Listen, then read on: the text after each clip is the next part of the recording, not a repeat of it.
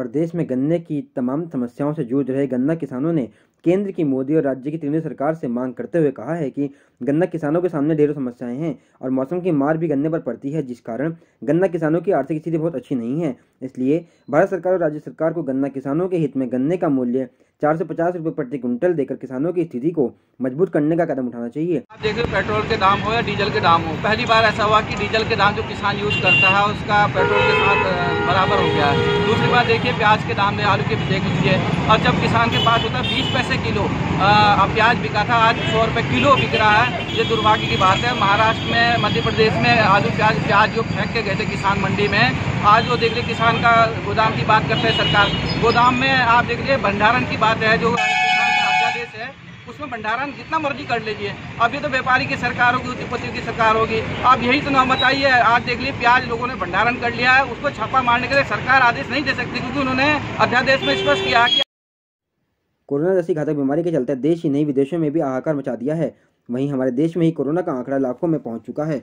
वहीं लाखों लोग मौत के मुंह में भी समा चुके हैं। इसी त्रासदी के चलते कल रुड़की में श्री कृष्ण वैदिक संस्थान में आचार्य लोकेश शास्त्री ने संक्रमण दोष निवारण को लेकर बगलामुखी महायज्ञ का आयोजन किया था, जिसमें अर्चक महासभा के अध्यक्ष आचार्य रजनीश शास्त्री, उत्तराखंड ज्योतिष परिषद के अध्यक्ष ज्योतिषाचार्य रमेश सेमवाल व दर्जनों पुरोहितों ने महायज्ञ में आहुति दी और देश में संक्रमण से मुक्ति की कामना की। कार्यक्रम में पहुंचे मेयर गौरव गोयल ने भी यज्ञ में आहुति दी। उन्होंने कहा कि आज पुरोहितों ने विश्व शांति कल्याण के लिए महायज्ञ किया है, जो सभी के लिए हितकारी होगा। वहीं आचार्य लोकेश शास्त्री ने कहा कि उनके संस्थान पर आज पुरोहितों ने महायज्ञ किया है, जिसमें जनप्रतिनिधियों और शहर के लोगों ने भाग लिया है। पुरोहितों ने वैदिक मंत्रोच्चारण कर यज्ञ में आहुति दी है और विश्व शांति का संक्रमण दोष निवारण के लिए बगलामुखी यज्ञ अनुष्ठान किया है, जिसमें सभी ने बढ़ चढ़कर भाग लिया है। समृद्धि की प्राप्ति, विश्व में सुख और शांति की प्राप्ति के लिए, संक्रमण निराकरण के लिए विगत कई महीनों से जो ये संक्रमण दोष चल रहा है उसको शांत करने के लिए वैदिक यागिक आज आचार्यों के द्वारा जो भक्ति और शक्ति के साथ अपराजिता जो रोग नष्ट करने के लिए यहाँ पर जो यज्ञ अनुष्ठान किया गया, सभी ब्राह्मणों का मैं तहे दिल से आभार अभिवादन करता हूँ। और हमारे बीच में जो हमारे मेयर साहब जो भक्ति और शक्ति के उपासक हैं, इनका भी तहे दिल से धन्यवाद करता हूँ, क्योंकि विगत कई वर्षों से इस संस्थान से जुड़े हुए हैं, छोटे से छोटे और बड़े से बड़े कार्यों में अपनी सहभागिता निभाते हैं। मैं तहे दिल से आपका भी आभार अभिनंदन करता हूँ। और भगवान की ये कृपा है कि जैसे कि तंत्र साधना से लोग बाग भयभीत रहते हैं, सर्वप्रथम मैं भगवती से प्रार्थना करता हूँ कि मेरा कोई ऐसा ध्येय नहीं कि कोई मुझे मालाएं पहनाई,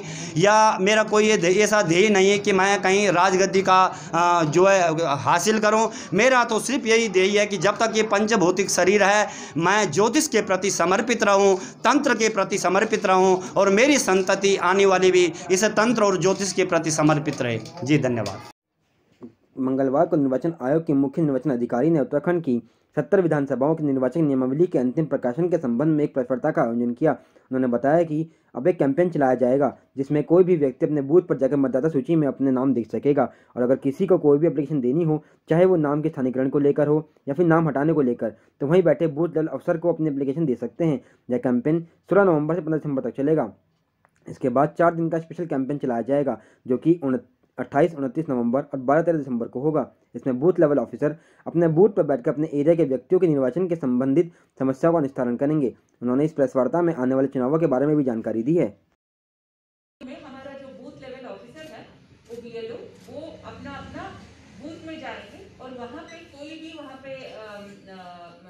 अपना रोल लेके बैठे रहेंगे, और कोई भी जाके अपना नाम वहाँ पे चेक कर सकता है।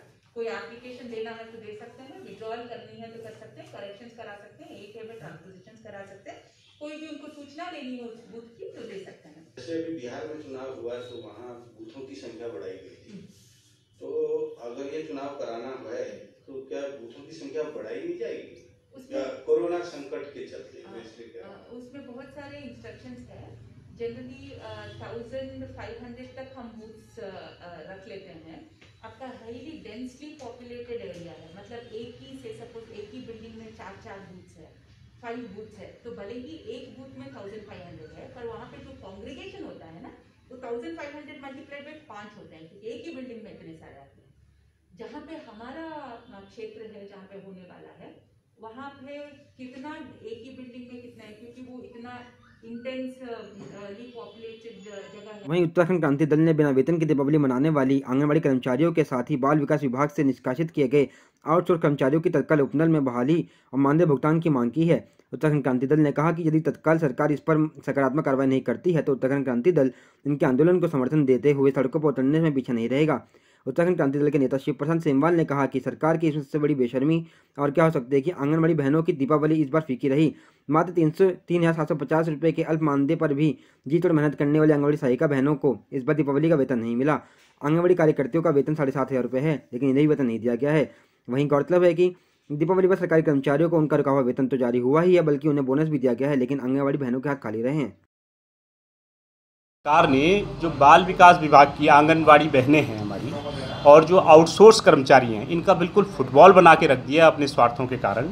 न तो इनको 6 महीने से तनख्वाह मिली है जो आउटसोर्स कर्मचारी हैं, बल्कि इनको निकाल के बाहर कर दिया गया है। आउटसोर्सिंग एजेंसी को ख़त्म कर दिया गया है। दूसरी, आउटसोर्सिंग एजेंसी से सेटिंग ना होने के कारण इन लोगों ने अभी तक इन बेचारों की एक तो वेतन नहीं दिया, दूसरा इनकी बहाली नहीं की। तीसरा, जो आंगनबाड़ी कर्मचारी हैं इनके आपसी झगड़े में ये आंगनबाड़ी जो बहनें हैं हमारी ये भी पिस गई हैं।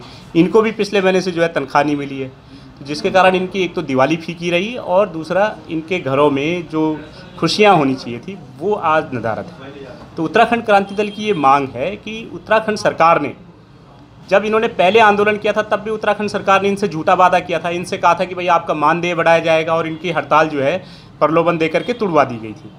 आज नतीजा ये है कि हमारी आंगनबाड़ी बहनें दोबारा से आंदोलन की राह पे हैं। तब भी उत्तराखंड क्रांति दल ने इनका समर्थन दिया था, इनका साथ दिया था, इनके आंदोलन में शामिल हुआ था। और इस बार भी अगर हमारी आंगनबाड़ी बहनों को और हमारे आउटसोर्सिंग कर्मचारियों की सवेतन बहाली नहीं हुई तत्काल, तो जैसे ही वो लोग आंदोलन करेंगे, उत्तराखंड क्रांति दल फिर दोबारा से सड़कों पे अपनी बहनों के समर्थन में फिर से शामिल होगा।